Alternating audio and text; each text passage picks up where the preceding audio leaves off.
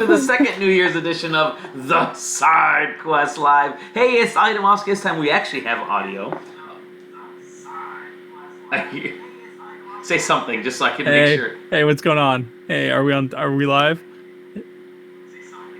Is this working?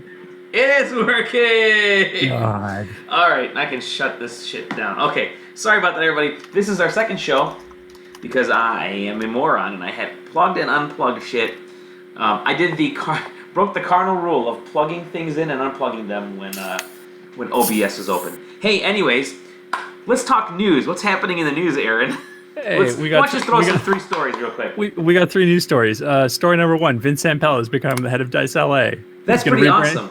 Yeah, it's pretty great. He's going to rebrand the studio. He's not leaving Respawn. Jedi Fallen Order was pretty awesome.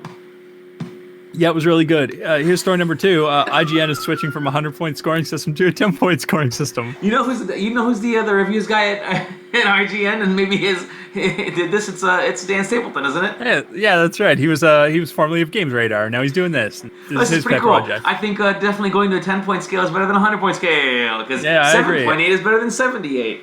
It's true, and I think I'm just gonna throw this in here. Actually, I'm pretty sure they're throwing away decimal points, so it's just full number. Okay, that actually is good. Okay, yeah. See, there we go. Story number three: Dan Rickert left Giant Bomb. He's moving on to the WWE. He's going to be producing podcasts, including one for the New Day. Yeah, JJ mentioned that maybe it was Kofi or Xavier Woods mentioned it in an interview a couple weeks ago, but I didn't catch it. Yeah, Dan Rickert lives in the Matrix. That's he lives in the Matrix. Great. I played XCOM. There was some Star Citizen stuff. You played XCOM. XCOM 2 DLC. You said you got it on the Steam sale. Yeah. Wow, we actually caught back up. We should do this more often. We caught back up and made it really interesting. How much did it cost on the Steam sale? I'm actually kind of curious. If you want to vamp with me for a minute while I don't think about anything, I could actually. Let's vamp. Okay, I'm pretty sure. Sorry. I'm pretty sure I was stupid. Drunk when I bought it. That's when the best purchases happen. The XCOM was the kind of series that I always wanted to get into, because I've loved that style of game, but I've never been able to. Just not for lack of want, just lack of time due to a backlog. That's really kind of what it was. It was 75% off for like 4 DLC packs, which were like two little cosmetic ones and like the big one, and it was $22.81 Canadian, so I think that was $19.99 US. Okay, and you said it adds a bunch of stuff into like the main sort of. It adds a bunch of cosmetics, and there's two little like story missions, like little one-off, like 3 mission stories or whatever. Focused I live for that kind of stuff. I like those stupid little story missions. Sometimes the big giant chunk of DLC is a little bit daunting. Like, I never got into the Zelda Breath of the Wild DLC, the Champions, whatever that is, because it was just too big. And then even like the Last of Us and the Uncharted extra stuff, like when you get 10, 11 hour DLC, that's a whole separate game. So I like the stuff that's maybe a couple hours. And the other one is the big one, the quote unquote big one, that adds stuff into the gameplay, but it's not like a separate thing. Like, you just play the game as normal and encounter the stuff that it adds. So it's just like, if you're going to play XCOM 2 and you have this, you're still just going to play XCOM 2. There's just going to be a little bit of extra every time you play a mission. Nice. Yeah. That's cool. And you're playing on PC, right? Yes, playing that on Steam. Anything else you've been playing? No. No? Okay. I feel like the answer to that should be yes, but I don't remember what it is. And I was going to bring this up. It's really weird. Like, with all of the holiday stuff, you're like, oh, I got all this time to play games. Don't have any fucking time to play games, man. There's like nothing. I mean, we're doing too much family shit. I had this big giant goal to play all of these games over the holidays. I had my backlog list. I've had 2 weeks off. I'm like, fuck yeah, dude, I'm going to do this. I'm going to go through everything. I'm going to Strand Death. I'm gonna be the Breath of the Wild. I'm finally gonna finish that game. You were gonna play a game a day. I was gonna play a game a fucking day. Didn't do that only because fucking life gets in the way. And I'm still in the Ring Fit shit just because I've got like 65 or 66 days in that thing, and I'm completely hooked. That's why it's on my Game of the Year. Let's talk about that in a little bit. But Luigi's Mansion, finish that off, so that's at least a good thing. I've been playing. One thing I did do is go through all of my Switch all those like free and like 99-cent and 29-cent game purchases that I had over the last like 2-3 years. The Switch has become my portable Steam device in the way that, oh shit, that game's on sale. I think I'll buy it. It's like 85% off. It's from $9.99 to 29 cents. Sure, I'll buy it. Oh, I already own it. And I've done that, and I've bought a bunch of just junk games for like 29 cents, or some of them were like a penny.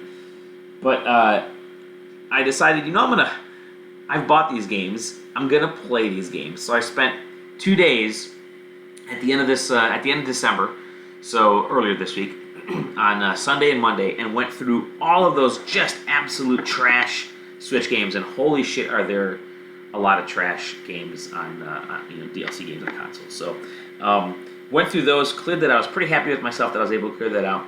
In the process of doing that, I was downloading updates for a bunch of games and downloading all the free-to-play games. I ran my bandwidth cap.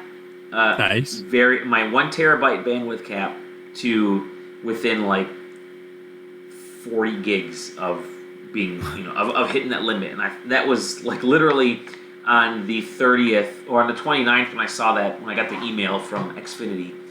I'm like, holy shit. I gotta slow down my roll. I've been home for too long, so.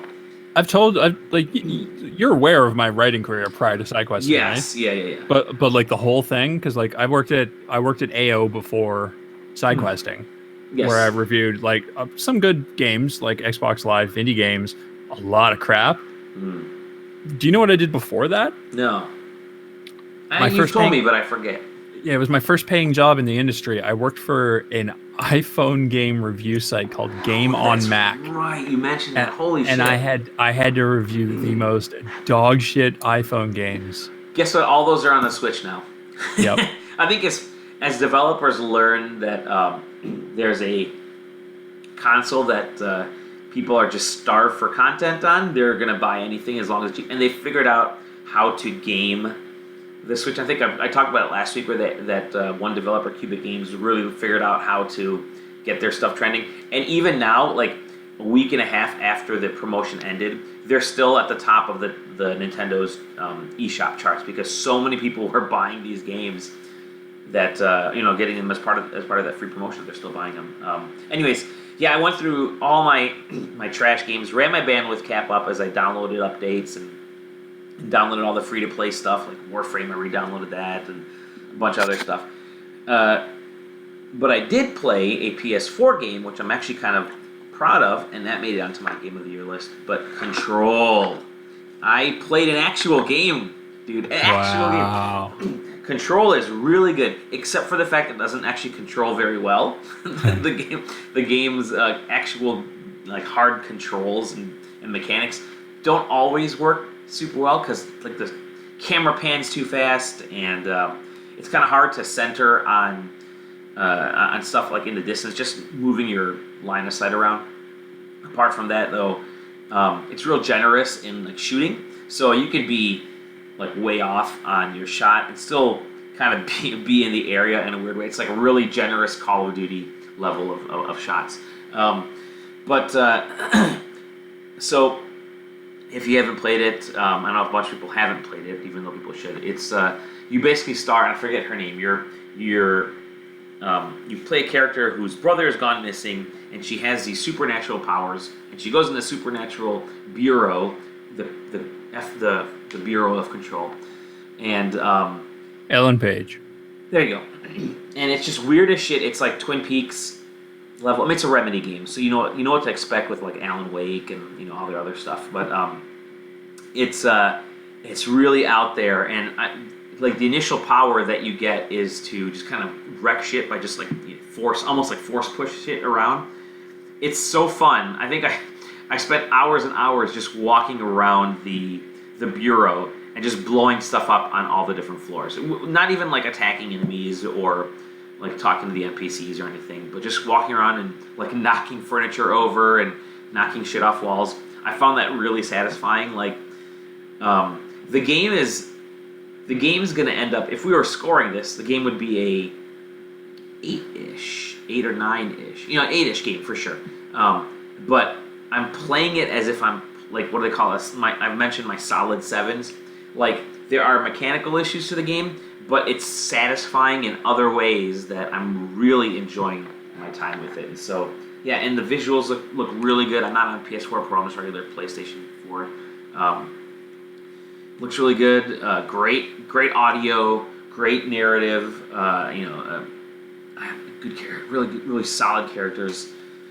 I think the first character you actually meet is a janitor, and he's got like this cool accent, and you're half the time you're trying to figure out what he's actually saying to you, but when you finally do, you realize that he thinks you're there for a job interview. So it's really well done, really fun, and yeah, I'm really digging it. I was able to open up one of those Black Friday games and start playing it, and it quickly crawled its way into my favorites of the year. So, nice. Yeah, there we go. I did it. I finally I left the Switch for a little bit to play adult games, but yeah, I'm really liking it. I think I'm gonna be pouring some good time into that game over the next month or so here as I aim to finish it. But that's it. Like I said, kept wanting to play games, and then stuff happened in the way, and like now I'm gonna make a concerted effort this year though. Like my personal resolution to myself is 1 day a week is just game day. Like hopefully is a weekend where I'm not worried about my health. Like I'm not even gonna try to exercise or anything. I'm just gonna sit and play video games and relax. So that's my goal. But speaking of goals, how about GOTYs? We did our games of the year list over the last week. A bunch of us said I assume a few people are still going. Yeah, they're going to be trickling in. I know Sam wanted. So far, you, Zach, and I have done ours. Sam wanted to do it. I think Tom said it as well, and then also JJ was going to pop one in there. But I got your list up right now. Do you have your list up? I do. All right, I'm so unhappy with this year. Go ahead, tell me your list. I'm fine with my list. So my list, in no particular order, because we don't number them, was Slay the Spire, Final Fantasy XIV, Shadowbringers, The Outer Worlds, Untitled Goose Game, and Death Stranding. Two of those games I liked. One of them came out last year. Two of those games I liked. Yeah, it's just I think I might have like mentioned it slightly last week, but I just missed every big game this year. Like it just I wasn't the dude that played it, and I didn't seek any of them out. And like so, of all the stuff I played, I didn't like a lot of it, or a few of them I didn't like. Most of them I was quite ambivalent towards. Like here's a good example. I'm not going to name any names because I might still do something with it. I played a game last month, I think. That I was going to write something on, and I have a draft of an article that I haven't submitted because it's very mean and I don't want it to be mean, but I can't think of any way to make my point without it being mean. So it's just sitting there, and it's just like I could just not, I'm very ambivalent toward this game. I could just not write something about it maybe, but I played it, so I kind of feel like I have to, but yeah, so it's just like it was a lot of that this year, like that over and over and over again. And then a few things that I either quite liked, like Death Stranding, or things that I didn't like but can still recognize as a good game, like The Outer Worlds. Like Zach put Death Stranding on there because he liked it. He didn't have Death Stranding, or he didn't have Outer Worlds, but it's that's one of the things that I want to get to that point where I'm able to play some of these bigger games. Thankfully, Game Pass is going to help me out. And honestly, I'm lucky enough where I was able to grab that. You pay like 5 cents daily for Game Pass, and ends up being like super cheap. Did you see that by any chance? I think I saw it after the fact, or I. Oh yeah. I think I don't qualify. I think I don't qualify. Oh yeah. Because I got the month for $1.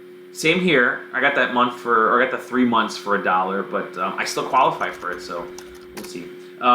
But I'm hoping to at least try some of those games so I can evaluate them a little bit more. But you had Slay the Spire on there, and that's one that a lot of people were gaga over throughout the year. And that is a really, really, really good game. Yeah, and so it's like a card battler RPG type of thing. RPG is a real loose, real rough word to use on that. That game has almost no story. Okay. but it's like a card based roguelike. Instead of having skills and whatnot, you have 3 or 4 characters, and they each have like their own sort of like default like deck theme. Sure. Based around their particular resource, and then every step you take on this like overworld map is an encounter, and you battle something with cards to do damage and kill them, and you and them both have HP, and your cards do damage, and cards because they're all abilities, and at the end of the fight you get a card, and so you can build a deck around that, and then you have to kind of micromanage. Like, you don't want a deck that's too thick because then you're not going to get the cards you need, but you need certain cards because they're really strong and everything synergizes really well. And then, the more you play, the more you kind of get in your head, oh, this card probably works with this. I started with this card, blah, blah, blah. I can build a deck this way and go after this kind of deck, and that'll probably get me through the first couple of bosses, and then I can start upgrading cards. And it's really good. It's really good, and it's really fast, which is nice. That's good. Yeah, I think I liked... there's a similar game that came out earlier this year, SteamWorld Quest, that I dug for that sort of same reason. It's in that genre, like the card battler type thing. It's a little more loose. It's definitely not as difficult as Slay the Spire. Slay the Spire this isn't roguelike. SteamWorld had a definite path, but everybody that I've talked to always references Slay the Spire as sort of the... If you want to just keep playing and do this whole open-ended card thing, then that's what that's all about. So that's on my to-buy list, or to-try list, at least at some point this year. So that's cool. Slay the Spire was just nice because it was like there's so little to it getting in the way of just playing the game that you could just play it over and over and over and over again. You put hours into it, and it doesn't matter because any particular run is like, if you have a bad run, you're out like 10 minutes. Yeah. And it's just like, oh, I'd play another one. Or, okay, I guess it's time to go to bed. Like, like some of my favorite content creators out there had Slay the Spire as like one of their main staple games. Like, I'm going to put out a video every day, and it's going to be Slay the Spire. One of them. Yeah. You had Goose Game on there, too. Yeah, Goose Game's good. Goose Game's awesome. It's just stupid fun. Goose Game needs so little explanation that I'm pretty sure I just wrote some weird shit about it in my list, and it worked, and it's fine. Yeah. Well, in my list, I also had Goose Game. I'll just jump it right there. And for me, I loved it because not because I was playing it, because if I sit and played that game, I would have completed it in one sitting, and I would have been fine with it. Because it's not a stellar game by any means, but when you play that with another person in the room and they're commenting, in this case, I had my daughter with me, and she absolutely loved this game and loved going back and just forcing, like, there's the one puzzle where you have to scare the kid into the telephone booth. She loved to terrify and antagonize the citizens of this little denizens of this town, and just see how many times she could do something in a row before she got bored with it. That this like 2-hour game, she heard me talking about it. This 2 hour, we're talking about Untitled Goose Game. This 2-hour game, turns into like this 8-hour plus with 6 hours of just goofing off. So really well done, the house. And I mentioned Control. Control's on my list too. That's sort of the most AAA-ish game, but I mentioned why I like it because it's, stuff there's this whole stupid mystery in this game that keeps drawing you in because you're trying to figure out what happens. Also mine in non-particular order, Fire Emblem Three Houses. I'm a sucker for Fire Emblem games, and I've always played them and Pokemon games on portable, but putting it on the Switch, I've actually played it more in docked mode, surprisingly. Like, I've played there's like this, half of it set in the town, the whole first chunk of the game is set in the town, and then you do battles like once a month in their time span before it really switches over to like there's like a time jump that takes place. But then it's more battles.